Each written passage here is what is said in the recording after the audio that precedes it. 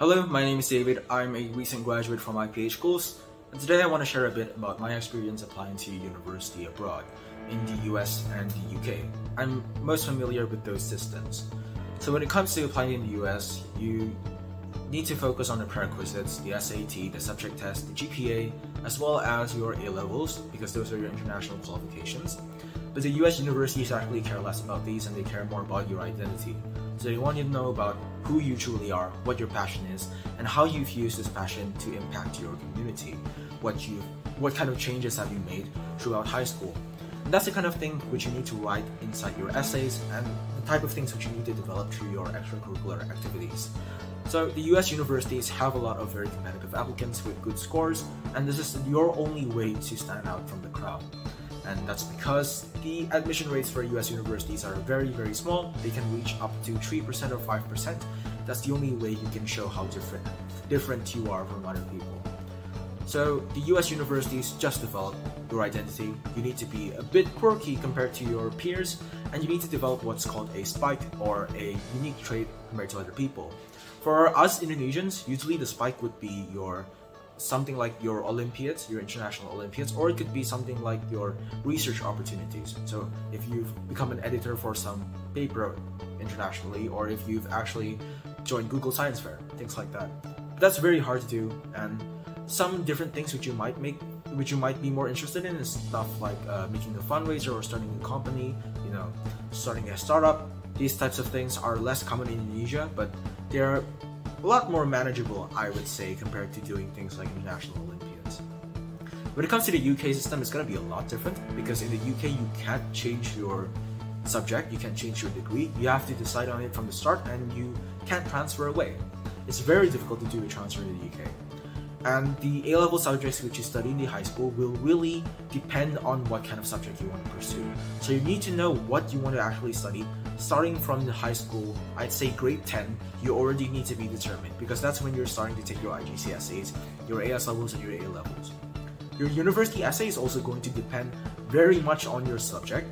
It's going to be very subject technical, and it's not going to ask about your identity at all. These universities don't care about who you are, they don't care about what your family is, they don't care about what kind of activities have you done in high school if they have nothing to do with your subject.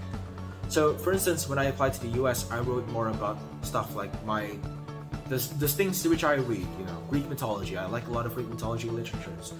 I also talked about volunteer work in the US, but when it comes to the UK, I've mainly focused on the problem-solving aspects of my mathematical Olympiads and the activities which I did on the international program. So there's this camp which I joined where we studied engineering for a bit. So we studied a bit of the engineering prospects of the future when it comes to things like perovskite solar cells, and that's what I wrote in my essay, because I really wanted the subject to focus on those things. So the subject of your essay is going to be very technical depending on what degree you take, and the A-levels are going to depend on it. I'm applying for chemical engineering, so I'm taking physics, chemistry, mathematics, and further mathematics on my A-levels, and the things which I write inside the essay will be mainly dependent on what chemical engineering is. So I'm going to talk about the research opportunities which I'm focusing on, which I'm interested on, and the type of industries or career which I want to work in the future. I'm going to add a few more things which you need to consider, mainly when you're applying to the US or the UK. The first one would be finances. You need to know much about the finances when it comes to applying to these universities. The US is going to be very expensive.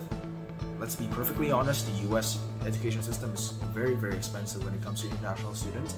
And the UK system is going to be way cheaper, and then it's going to be followed by the Singaporean system if you get a tuition grant, and then something like the China universities, which are the cheapest alternatives compared to the other ones. And Canada is going to be somewhere in between US and the UK. So you need to know about the price range, because you're going to waste a lot of energy focusing on the application, only to discover that it's not really worth it to fund your education in some of these universities once you've been accepted. At least that's what happened to me. I found out that the price range is too high for your career prospects, and I withdrew from that university. So first of all, finances. Secondly, you need to know about your mental health. So mental health is very important, because this application process is very draining. It takes a very long time. You're going to start preparing from at least last year, and you're going to continue with the process until this year's September or August probably. So if you were an early starter, you can start preparing from the previous year. But for me, I started from September, and you're going to be very busy with your essays and with the interviews, and you're going to work on your legal documents when it comes to going to the university for the whole year. That's going to take a big toll, especially since you're focusing on your A-levels in the last year, and you also have probably your leaving examinations in that year. So you really need to consider about your mental health. You're going to be very drained by the end. You're going to need a lot of help from your parents and from your peers, from your teachers. You're going to need a lot of support when you're going there. I actually felt becoming a lot more anxious after applying to the universities abroad because there's a lot of uncertainties that are associated with the process. And of course, going away from your country, you're going to get some culture shock. You're going to be distant from your family, from your friends. That's going to affect your mental health in a lot of different ways. So do consider those things. You need a lot of mental fortitude.